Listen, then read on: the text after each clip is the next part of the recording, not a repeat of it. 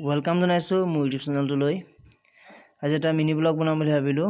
তো ভাবিলোঁ ডিব্ৰুগড় আহিছোঁ, তো বগীবিললৈ যাওঁ। তো দাদাৰ লগত কথা পাতি আহিলোঁ বগীবিললৈ। তাত আমি এতিয়া গৈ মেলি ধুনীয়াকৈ তাৰ পৰিৱেশ চাই মেলি তাতে ভাত পানী খাই মেলি আমি ওলাই যাম ডিব্ৰুগড় বগীবিলৰ পৰা। তো চাই থাকক। এজন লগৰজন, এজন ভাইটি, এজনী বৌ আৰু দাদা গাড়ী চলাই আছে। তো তেনেকৈ আমি পটককৈ ডিচিশ্যনটো লোৱা হ'ল। আমি আহিছিলোঁ আচলতে মেডিকেল আহিছিলোঁ। তো মেডিকেলৰ পৰা চিধা আমি বগীবিল আহিলোঁ।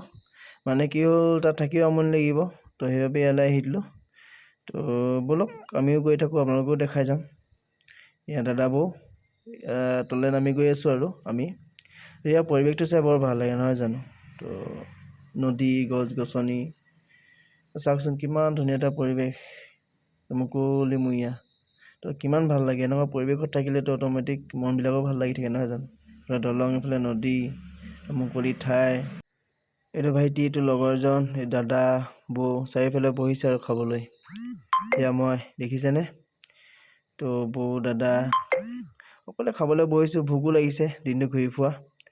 এটা কথা কি জানেনে, দিনটোত এবাৰ সময় উলিয়াই বা বছৰেকৰ মূৰত এদিন সময় উলিয়াই পৰিয়ালৰ বৰ্গৰ সৈতে এসাঁজ খোৱাটো বৰ আমেজেই বেলেগ নহয় জানো। তো আজি আহিছোঁ, কিবা এটা মনটো ভাল লাগিছে। যি কি নহওক, দাদা আছে, বৌ আছে, ভাইটি আছে, লগৰজন আছে, এয়াই আৰু